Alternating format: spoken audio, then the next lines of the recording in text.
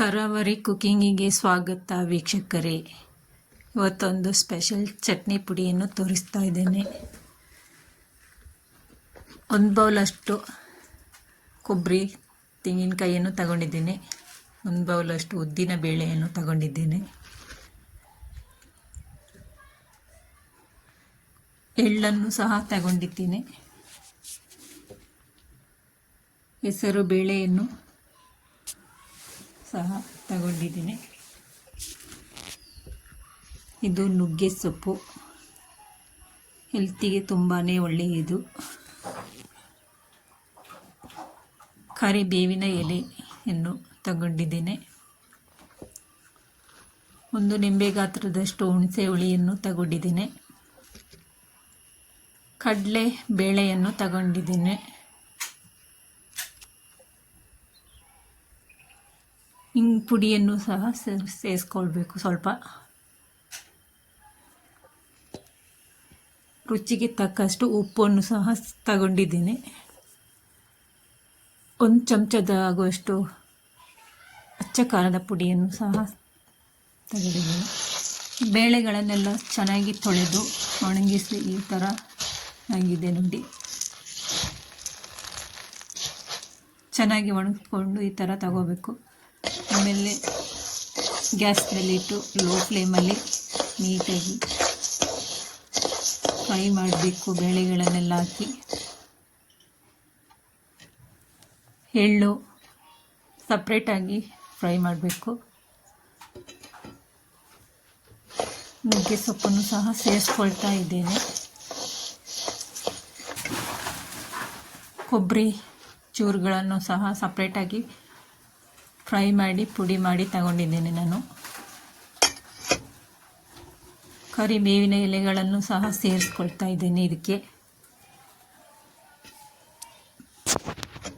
ಹುಣಸೆ ಹಣ್ಣನ್ನು ನೀಟಾಗಿ ಕ್ಲೀನ್ ಮಾಡಿರುವಂತಹ ಹುಣಸೆ ಹಣ್ಣು ಸಹ ತಗೊಂಡಿದ್ದೇನೆ. ನೀವು ಹಾಗೆ ತಗೊಳ್ಳಿ, ಚೆನ್ನಾಗಿ ಇರುತ್ತೆ. ಟೇಸ್ಟ್ ಅಂತೂ ಸಖತ್ತಾಗಿರುತ್ತೆ.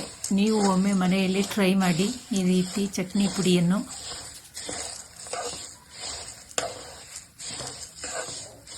ಸೊಪ್ಪುಗಳು ಹಾಕದೇನೆ ಮಾಡ್ಬೋದು, ಬರೀ ಬೇಳೆಗಳಿಂದ. ಎಲ್ಲ ಥರದ ಮಿಕ್ಸ್ ಬೇಳೆಗಳಿಂದ ಚಟ್ನಿ ಪುಡಿ ಮಾಡಿದರೆ ತುಂಬಾ ಒಳ್ಳೆಯದು. ಮಕ್ಕಳಿಗೂ ಸಹ ಹೆಲ್ತಿಗೆ ಒಳ್ಳೆಯದು.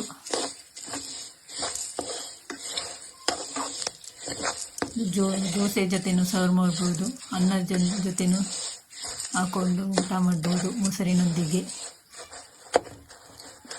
ಇದನ್ನೆಲ್ಲ ನೀಟಾಗಿ ಫ್ರೈ ಮಾಡಬೇಕು. ವಿಡಿಯೋಗೊಂದು ಲೈಕ್ ಕೊಟ್ಟು ಸಬ್ಸ್ಕ್ರೈಬ್ ಮಾಡ್ಕೊಳ್ಳಿ. ನಿಮ್ಮ ಅಭಿಪ್ರಾಯ ಅನಿಸಿಕೆಗಳನ್ನು ಕಮೆಂಟ್ ಮುಖಾಂತರ ತಿಳಿಸಿ.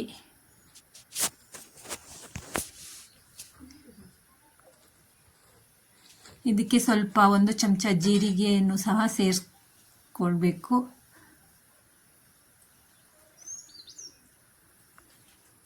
ಒಂದು ಗೆಡ್ಡೆ ಬೆಳ್ಳುಳ್ಳಿಯನ್ನು ಸಹ ಸೇರಿಸ್ಕೊಳ್ಬೇಕು. ಹಿಂಗಿನ ಪುಡಿಯನ್ನು ಸಹ ಸೇರಿಸ್ಕೊಂಡು ಫ್ರೈ ಮಾಡಬೇಕು. ಜೀರಿಗೆ ಮತ್ತು ಬೆಳ್ಳುಳ್ಳಿ ಇಲ್ಲಿ ಸ್ಕಿಪ್ ಆಗಿದೆ, ನೀವು ಸೇರಿಸ್ಕೊಳ್ಳಿ. ತುಂಬಾ ರುಚಿಕರವಾಗಿರುತ್ತೆ ಚಟ್ನಿ ಪುಡಿ.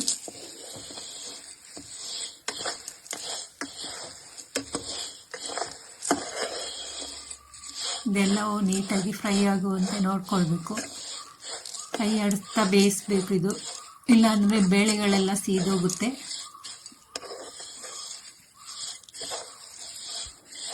ಕರಿಬೇವಿನ ಎಲೆ ಚೆನ್ನಾಗಿ ಫ್ರೈ ಆಗಬೇಕು. ಕೈಯಲ್ಲಿ ಪುಡಿ ಮಾಡುವ ಹಾಗೆ ಇರಬೇಕು ಎಲೆಗಳೆಲ್ಲ.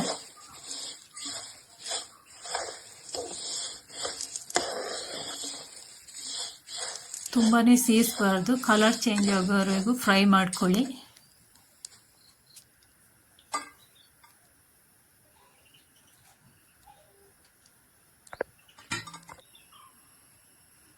ಒಂದು ತುಂಡು ಬೆಲ್ಲವನ್ನು ಸಹ ಸೇರಿಸ್ಕೊಳ್ಬೇಕು. ಇದಕ್ಕೆ ಪುಡಿ ಮಾಡಿ ಸೇರಿಸ್ಕೊಳ್ಳಿ.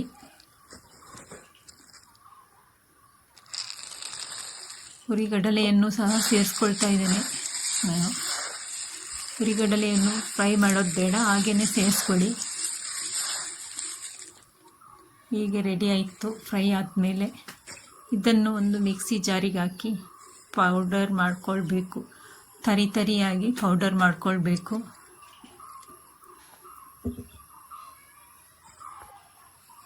ಒಂದು 5-6 ಬ್ಯಾಡಗಿ ಮೆಣಸನ್ನು ಸಹ ಫ್ರೈ ಮಾಡಿ ತಗೊಂಡಿದ್ದೇನೆ.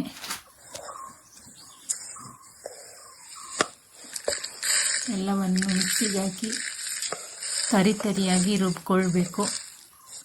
ಫೈನ್ ಪೇಸ್ಟ್ ಮಾಡೋದು ಬೇಡ.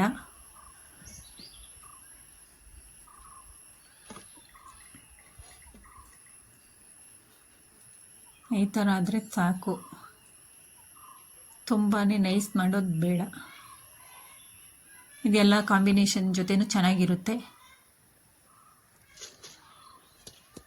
ಒಂದು ಪಾತ್ರೆಗೆ ಹಾಕಿ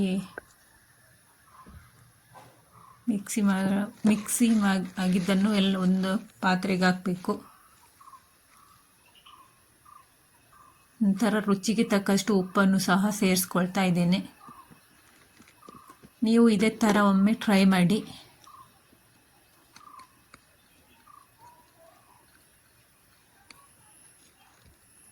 ಒಂದು ಅರ್ಧ ಚಮಚದಷ್ಟು ಚಿಲ್ಲಿ ಪೌಡರನ್ನು ಸಹ ಸೇರಿಸ್ಕೊಂಡು ಮಿಕ್ಸ್ ಮಾಡಬೇಕು ಚೆನ್ನಾಗಿ ನೀಟಾಗಿ.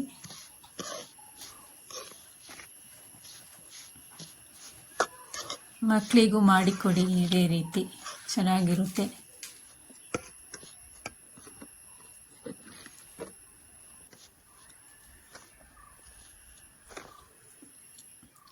ಫೈನಲಿ ಒಂದು ಏರ್ಟೈಟ್ ಡಬ್ಬದಲ್ಲಿ ಹಾಕಿ ಮುಚ್ಚಿಡಿ. ರೆಡಿ ಆಯಿತು ನಮ್ಮ ಚಟ್ನಿ ಪುಡಿ.